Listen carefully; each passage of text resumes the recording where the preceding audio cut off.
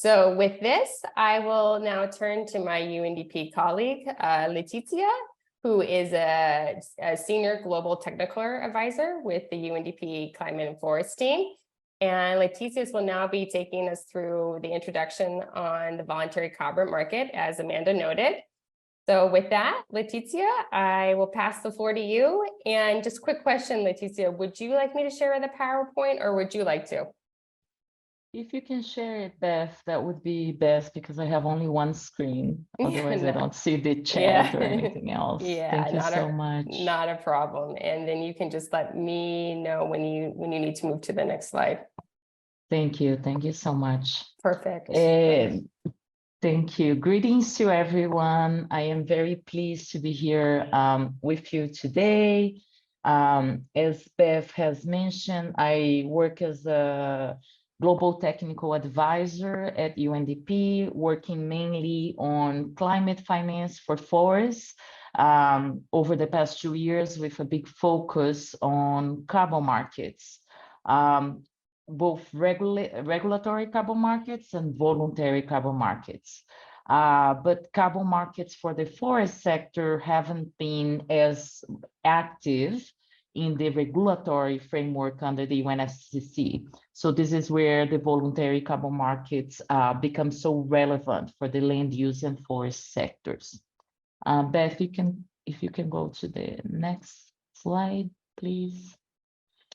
So speaking a little bit of the landscape of performance-based finance for forests, to a little bit give you an outlook for the different types of performance-based finance mechanisms that are available for the forest sector.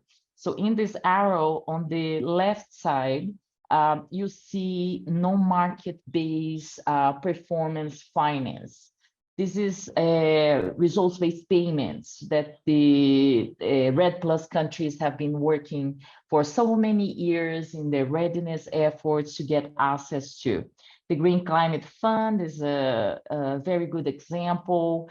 It has the REDD+ results-based payments pilot that has invested $500 million in various countries that have shown their results to the GCF. These resources are then reinvested in new activities, but there is no transfer of title, no offset connected to it. So it's mostly public funding from sovereigns, and it's considered non-market-based finance. You have also the FCPF Carbon Fund that is a little bit of a hybrid.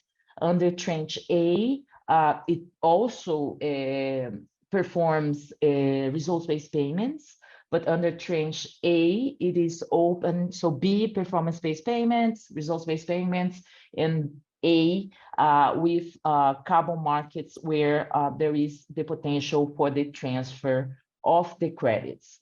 This means that the credit goes from the account of the host country or jurisdiction that generates the units to the account of those buying this unit. So there is this formal transfer of the credit. Then in the middle, we have the voluntary carbon markets. And just to explain why voluntary carbon markets is a bit on the middle here, is because more and more we see some voluntary carbon market standards being used as well for REDD+ results-based payments, where there is no transfer of the title or of the carbon credit, but the same metrics are being applied to assess if there is performance or not. And then on the far right, you have the more specific market-based finance, which is consistent with credits that are generated either to compensate part of the emissions or to simply offset one by one, one emission done, one emission compensated. Under this type of mechanism, you have the Article 6 of the Paris Agreement, and you have the CORSIA instruments for the aviation sector. So this is just to give you a big picture of performance-based finance. The next one, please. Going specifically into the carbon markets so that we have a general understanding of the basic infrastructure of this market. On the left side in gray, you have the supply side, and then on the right side in pink, you have the demand side. For voluntary carbon markets, the main demand is coming from corporates, companies that have their own voluntary climate targets as part of their corporate sustainability efforts. And they go into the different climate carbon market standards, and they choose the different assets that are compliant with the different objectives that they may have. What we see nowadays is that a lot of these companies are looking at nature-based solutions because of its multiple benefits that these credits offer. But I will also give you a general overview of the status of the market on the subsequent slides. Here, what I wanted to show you is how the carbon market structure work, thinking about REDD+ in particular, but also more generally. So you have a project or a program manager, which is this little dude here with a hat. Maybe as part of the gender work, we need to replace this dude with a more gender sensitive image. This is not a figure done by me. This is part of a toolkit made together with Climate Focus.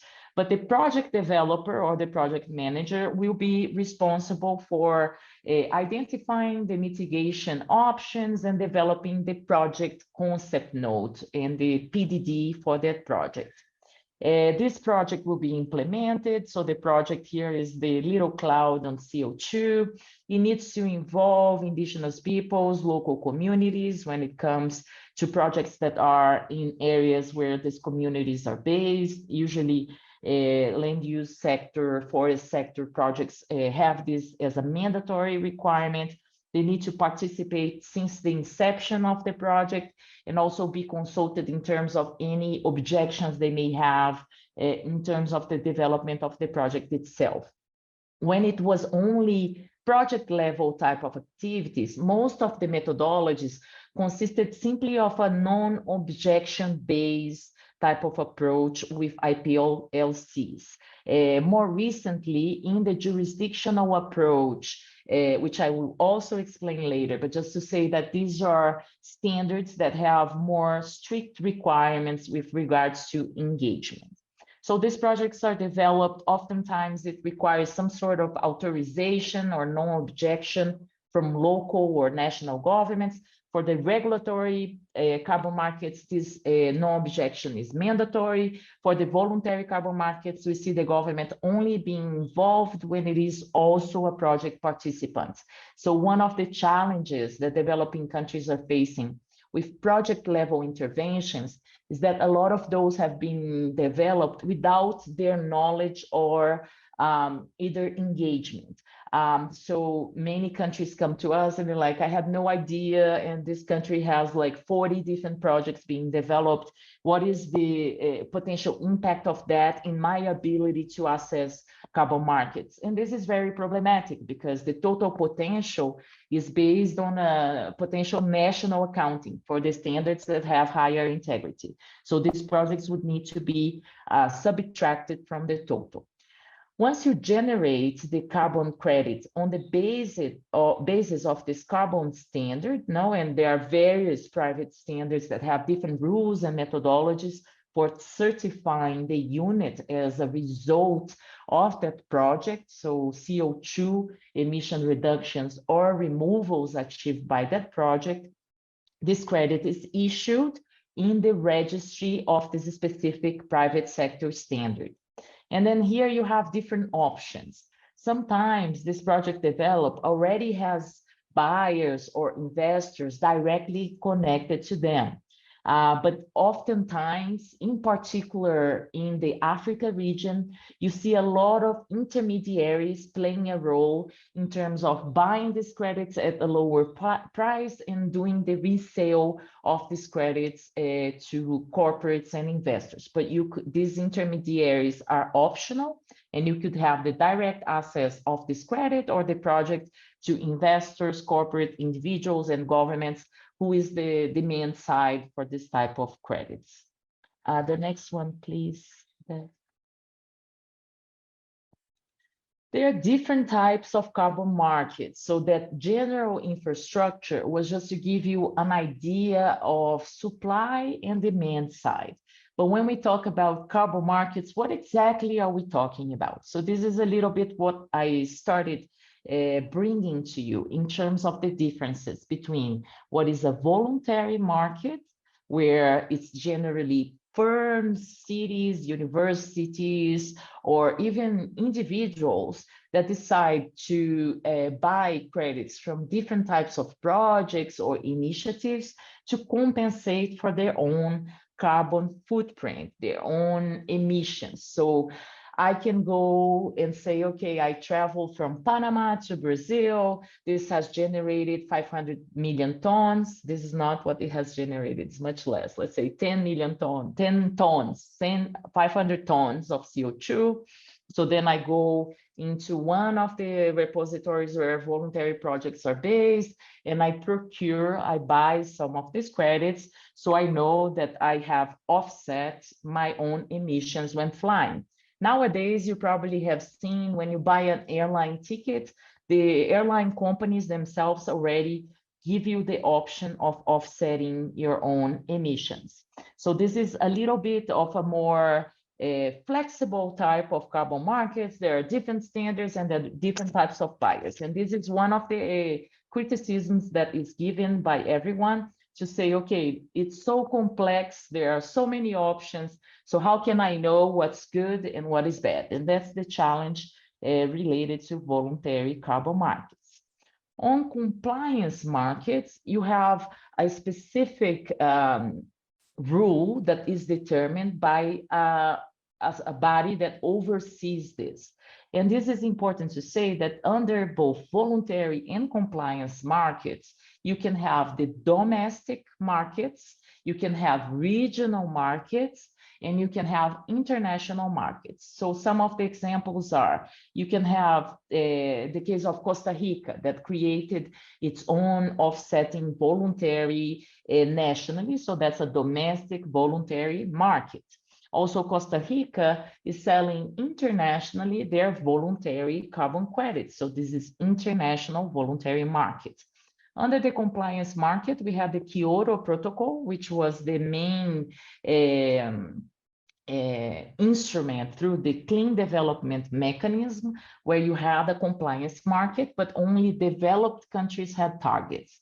Now, under the Paris Agreement, we have Article 6, and all countries can engage both as buyers and as sellers of these units. And this is an example of an international compliance market.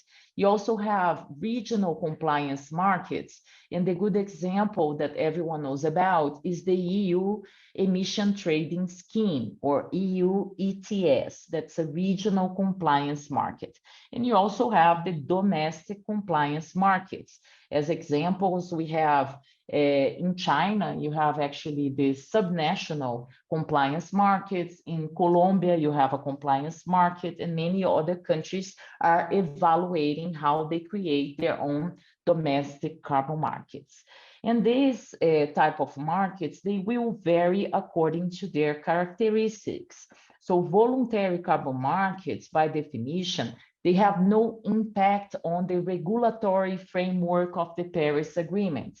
So if a transaction is done that is strictly voluntary between either a country or a project with another country and a private entity, there is no requirement to discount this credit from the NDC account. So there is no corresponding adjustment to the NDC, which is this concept created under the Paris Agreement. Can be used for their corporate responsibility, their own net zero efforts. Domestically, you don't have this type of discount as well, because there is no international transfer of the units. So when you have this discount from the NDC, from the climate targets from the countries, is when it's under the compliance market. So One of the examples that UNDP is working with is a cooperation between Ghana and the government of Switzerland for the generation of these units. So once this unit is transferred from the government of Ghana to the government of Switzerland, there will be a discount in the NDC of Switzerland, which is the corresponding adjustment. But this concept, by rule, does not apply to voluntary carbon markets. But the caveat here is that this distinction between voluntary and compliance carbon markets is not as rigid. So you could have two countries that decide amongst themselves to use a voluntary carbon credit for compliance under Article 6.2. And this is the main reason why I wanted to bring this distinction to you, so that you understand that even though those are voluntary carbon markets initiatives and transactions, if two countries, the one that's hosting the project or the initiative, and the one that's buying the project or initiative, it can be a country, it can be a corporation. If they agree that there should be a discount on the NDC, that there should be a corresponding adjustment because one of them wants to use for a CORSIA target or their own NDC, you could have a voluntary carbon markets transaction that is used for compliance. So it's important that we understand that these voluntary carbon market standards have all the requirements, meet all the requirements to potentially be transformed into a compliance transaction. I know this is confusing. We can go back to questions, but as of now, let's let this sink in and potentially move forward to the next slide, please. So here, I wanted to also bring this concept of offsetting. We hear offsetting a lot, and there is a lot of criticism with carbon markets because of this idea of offsetting that became something that comes from the Kyoto Protocol, from the Clean Development Mechanism in the late 90s, when you have this idea that 1 ton reduced elsewhere would be compensated for 1 ton emitted in a developed country. So if you have 1 ton here and then 1 ton here, is 1 minus 1. You have a zero-sum gain. Even though you reduce the emission at the host country, you're like giving a permit to pollute in the developed country. So there was a lot of criticism in terms of social justice, what is meant in terms of responsibilities from developed countries for the abatement of their own emissions, but also with the corporates, because giving the right to pollute and allowing these companies to continue on a trajectory of either increasing their emissions or maintaining high levels of emissions without leading to these substantive reductions that we need is not aligned with the Paris Agreement targets or goals. So now we are moving from this old paradigm where offsetting was the way to go, so zero sum, 1 per 1, and we are moving to this new idea of the beyond value chain mitigation. So what is this idea? That you don't only compensate 1 ton emitted per 1 ton reduced, that you will go reducing your emissions as much as possible, to the extent that's possible that the technology allows you to do, but making substantive investments on your own value chain for reducing these emissions. You would also make investments beyond your value chain in other projects to reduce emissions elsewhere, not necessarily only your value chain. And you would have a residual emissions that you would then compensate or neutralize, but mainly using carbon removals. But under the beyond value chain mitigation initiatives, you would also use reductions. So this is a concept that is starting to get traction, and it goes away from the zero sum and brings the idea of investments that are additional and that leads to the reductions beyond the zero sum. So it's an interesting concept. It's being discussed a lot today, and I wanted to bring so that you could have this in mind when you have discussions about carbon markets as well. The next slide, please. So speaking about these relationships between voluntary and, so now that it has rested a little bit on your mind, I will bring this schematic illustration so that we can have a better understanding of what this means. What's the relationship between the compliance and voluntary carbon markets? This is a question that comes a lot from everyone. Everyone wants to know, is there double counting? How do we ensure the integrity without double counting? How can we make sure that one credit that's bought by a company is not being used by the countries and the seas? So these are the questions related to the integrity of voluntary carbon markets. It's important to highlight the integrity of voluntary carbon markets goes way beyond what is carbon accounting. I think discussing this with gender experts is almost repeating myself. You already know this, but there needs to be gender consideration, that needs to be safeguards, social and environmental safeguards consideration, that needs to be other considerations for credit to be considered of high integrity. But when it comes to the integrity of the accounting for the carbon, there was a lot of discussion about double counting between voluntary carbon markets and compliance markets. And this has been solved in a way through Article 6 decisions, which don't mandate, do not oblige voluntary carbon markets transactions to be deducted, because the UNFCCC, which is where all these discussions are held, does not have the mandate to regulate voluntary carbon markets. These are voluntary, it's non-regulatory. There's no way that the UNFCCC can set a rule for a private standard. So it goes beyond its mandate. But what they did is create a pathway or a way through which voluntary carbon markets credits can also be recognized if the two parties to the agreement decide to do so. So the key trigger or the key element to decide if there is a corresponding adjustment or not is the express authorization of the host party, of the host country, where this project or jurisdictional approach is being implemented.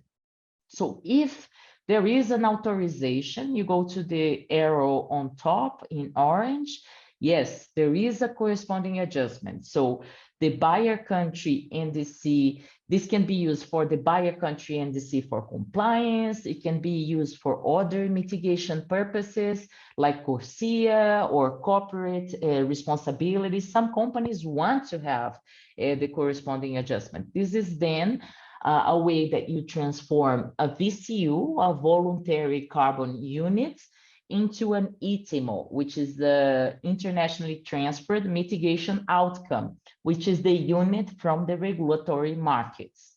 But you can also not have the authorization from the host party. So when there is no authorization, there is no corresponding adjustment. And this unit can be still used by a host country domestic voluntary market or contribution to that host country's NDC. So it's not double counted internationally. So this was an elegant way in which this issue was solved by the Climate Change Convention under the Article 6. And it's also important to note that voluntary carbon markets are an important means through which the private sector is making significant investments in developing countries, in low carbon projects. So this is also part of the commitments of the Paris Agreement. There is a commitment to provide new and additional at-scale finance, and voluntary carbon markets are a mechanism that the private sector usually is appealing to them because it doesn't involve governments, it doesn't have as much bureaucracy. They can just go to the registry and choose whichever credits they want to buy. And this is a financial contribution for the country that is trying to achieve its targets. So I think with this, we can go to the next slide, please. I know it's a little difficult to read, but I'm sure that we can share the slides afterwards with all the participants. I just wanted to make sure that you have the information available to you about the different types of standards and what do they mean, no? So I've been talking a lot about project level versus jurisdictional level. Traditionally, most of the initiatives in voluntary carbon markets for the forest sector were being developed at the project level. About 90% of the total REDD+ credits that currently exist, they use the methodologies from VCS, the REDD+ methodologies under the VCS. For those who have seen the Guardian article and a lot of the scandals that have been brought up in recent months, culminating even with the resignation from the CEO from Vera after this scandal about the integrity of these carbon markets, of these carbon projects, forest carbon projects. Because what would happen is that different project developers would push to the limit the methodologies that were set. So methodologies for land use and forest sector, they have a little flexibility to accommodate the different circumstances that you find on the ground.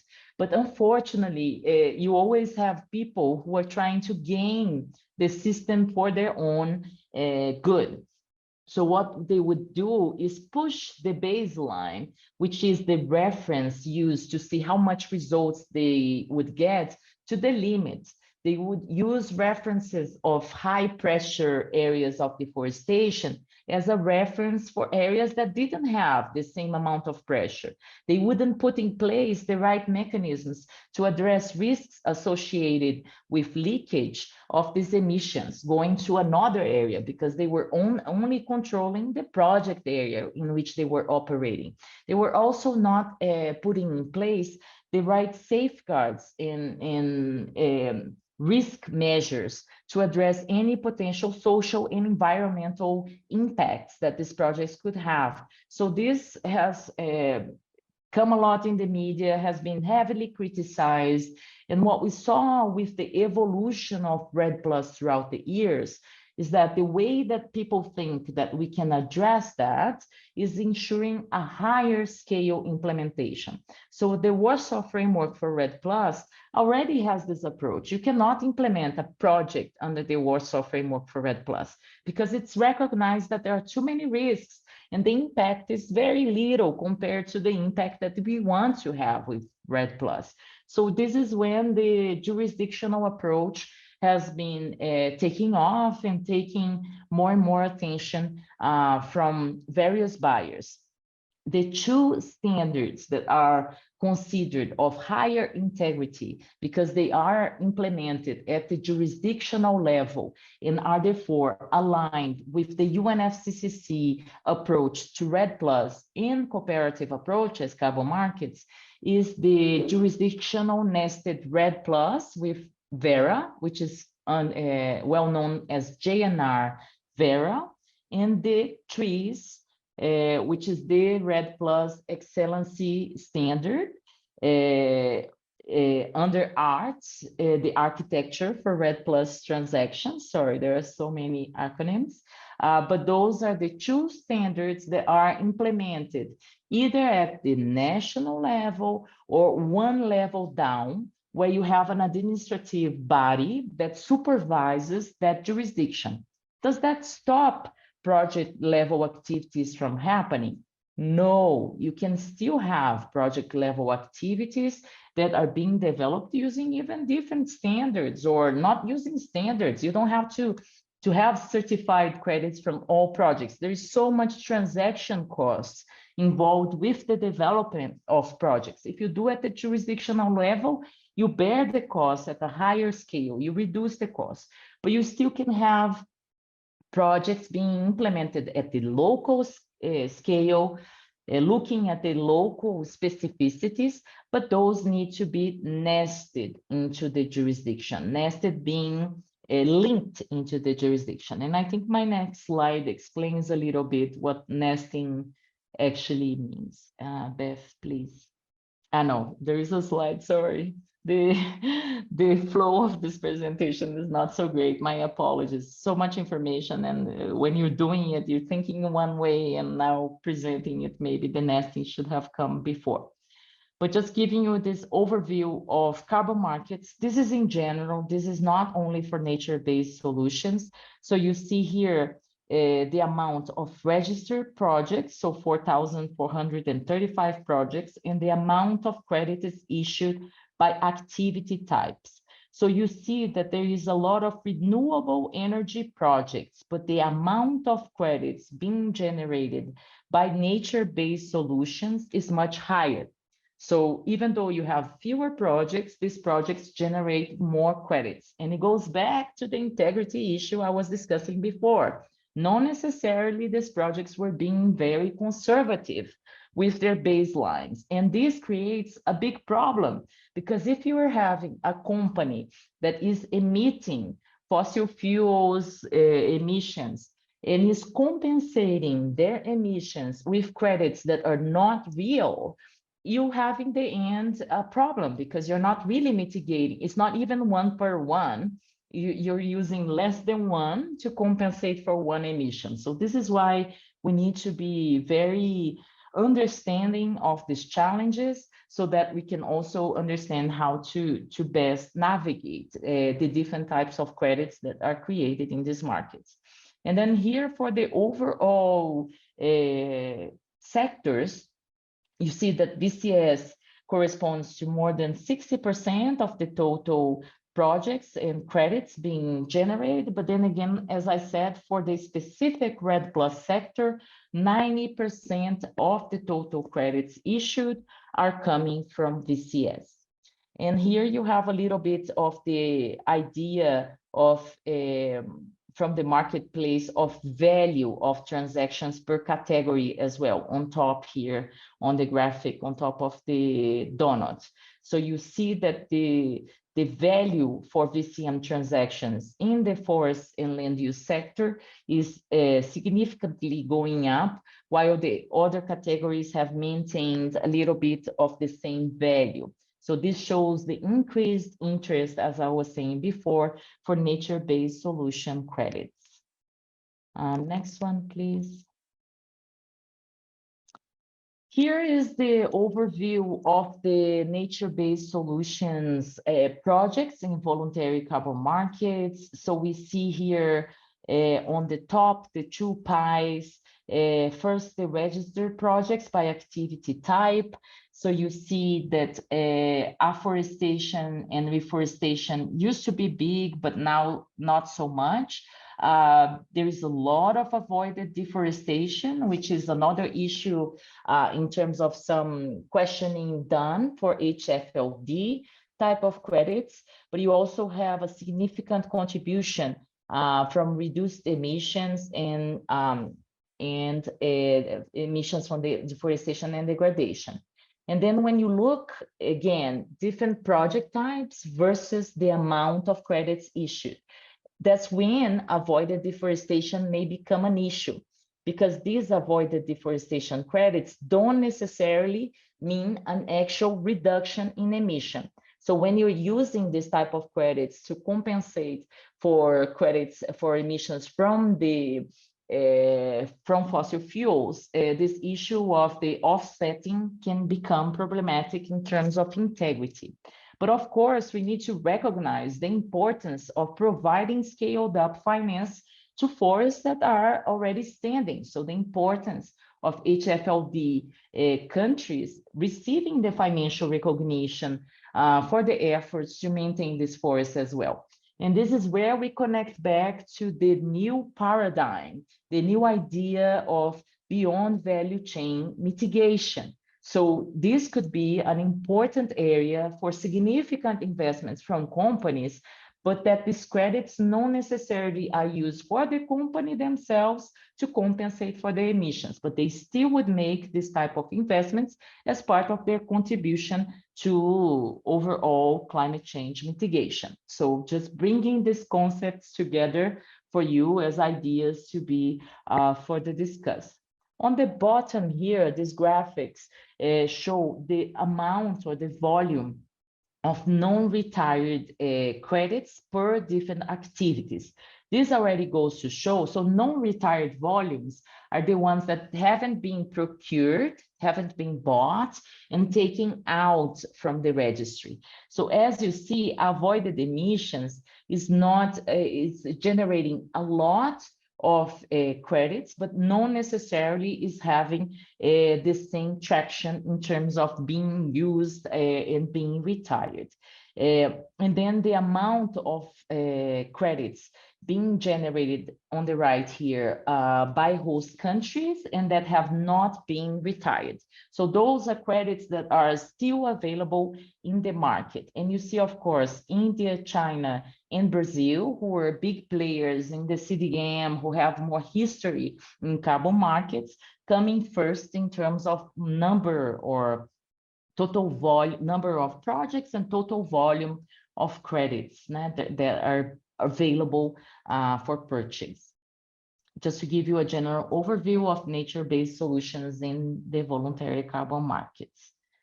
The next one, please, Beth.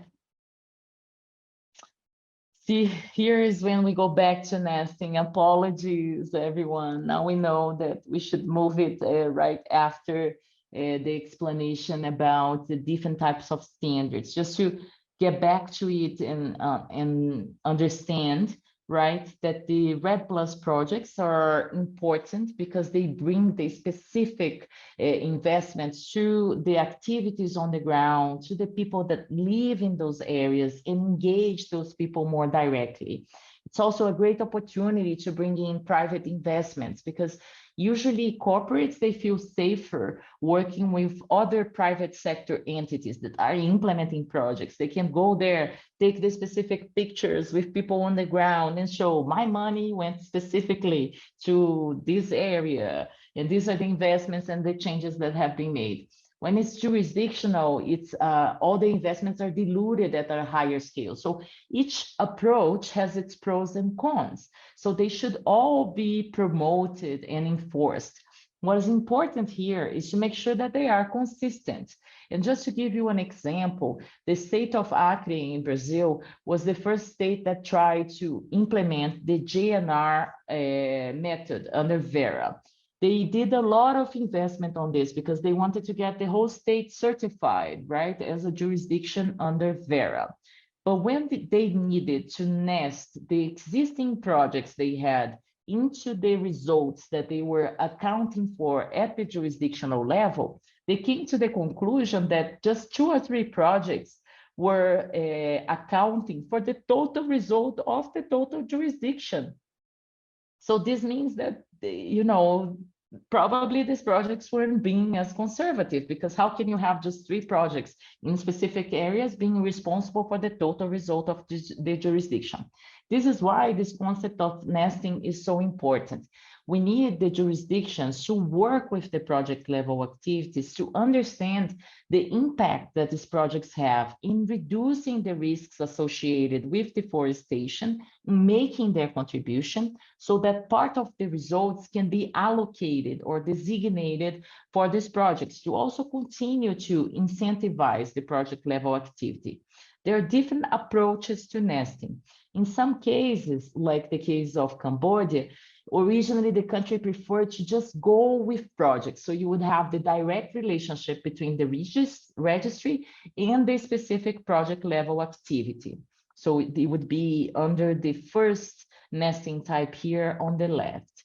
Now that they have already developed their own jurisdictional approach at the national level, they have the structure set for implementing REDD at national level, including a national reference level.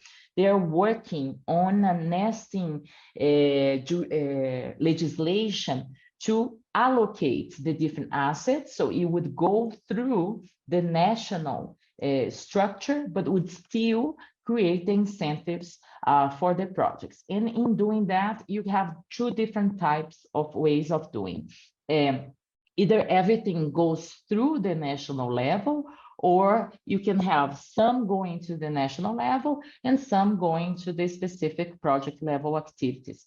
Different types of approaches that the Vera has put forward. Under R3s, they leave it open, so jurisdictions and national entities can determine their own way to do nesting. They're not prescriptive in the way that nesting should be done, but all high integrity standards require that project level activities are discounted from the jurisdictional baseline. And this is where this type of coordination becomes so important. Okay, I think we can go to the next slide, please. I wanted to detail a little more the safeguards assessment, which I think is where the link with gender, even though Beth will make a much better presentation that includes this information, but just bringing the concept of the safeguards assessment. It has three key steps. The first one is gathering the information. The second one is making the assessment of compliance, know if there is evidence of compliance, what are the compliance gaps, and then you define what is the plan for conformance. No, there are these gaps, and this is what I'm going to do to become compliant with what the requirement is. There's different types of safeguards requirements depending on the standard, but they are all floating around the same guiding principles. You have transparency and inclusiveness, you have risk-based lenses, you have this jurisdictional ownership, sustainability, quality assurance. It needs to be holistic and harmonized. So these are some of the guiding principles when you do your safeguards assessments. But the indicators and the specific areas that they will look at will vary from standard to standard. But there is a way, and this is what we've been working under the UN RED and more specifically as UNDP, that you can create a single risk assessment and safeguards assessment to be encompassing of the various types of requirements from the different standards, because otherwise it becomes too onerous, to comply with each one of the standards. And it's on gender that we sense that some of the guidance or some of the reference and indicators are missing. And this is why this meeting is so important, because you're the ones that need to provide this type of guidance to improve voluntary carbon markets standards. Next one, please. This is just some of the building blocks, promoting participation, having inclusive governance, building the institutional capacities, the promotion of indigenous peoples and local communities' rights and women's rights, the equitable use of proceeds. No, it needs to have a distribution of the gains of these projects that is inclusive of the various parties that are contributing to these results. There needs to be verified and reporting of these indicators as well, because for many, many years, the verification was very much focused only on the carbon elements. It was only with R3s that the idea of verification of safeguards indicators came about in the voluntary carbon markets. So this is a very interesting progress that was made, but we still need to be very cautious and alert to be tracking how these are being implemented to make sure that this is not just greenwashing, to make sure that this is in fact promoting the right principles on the ground. Also important to have a functioning grievance mechanism, because you need to make sure, even though you have everything in place, something can go wrong, right? And usually it goes wrong for one person or another. So you need to be sure that you have the right channels and mechanisms to allow for those that are impacted by these activities to put forward their potential complaints. And this just in general, not only for carbon markets, are important building blocks for an effective, sustainable initiative on the ground. So we see this as going well beyond voluntary carbon markets, but strengthening the types of interventions that are done at the various levels. The next one, please. I think it would be my last slide, and apologies, I think I passed my time. I just wanted to highlight to you that the issue of integrity of carbon markets in general, but in particular of voluntary carbon markets, has been a key topic of global discussions and of concern from buyers, but also from sellers. And we have two very interesting global initiatives that are working very hard to provide principles and guiding criteria for determining what are high integrity standards, projects, and credits. So on the supply side, you have the ICVCM, which is the Integrity Council for Voluntary Carbon Markets, that has created a set of principles of what defines a high integrity carbon project. And then on the buyer side, because again, integrity is not only of the credits, but it's also of the use of the credits, which is the change in paradigm that I was bringing to you on that second slide.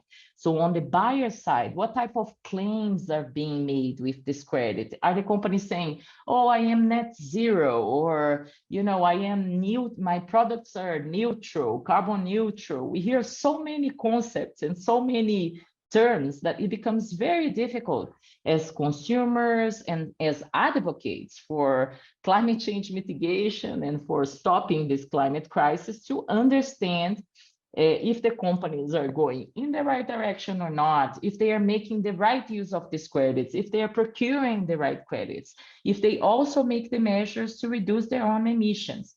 And this is where the VCMI, the Voluntary Carbon Markets Integrity Initiative, is working very hard with the claims code to provide some guidance to these companies on how they can make the specific claims when they are using voluntary carbon credits as part of their broader climate change mitigation strategy.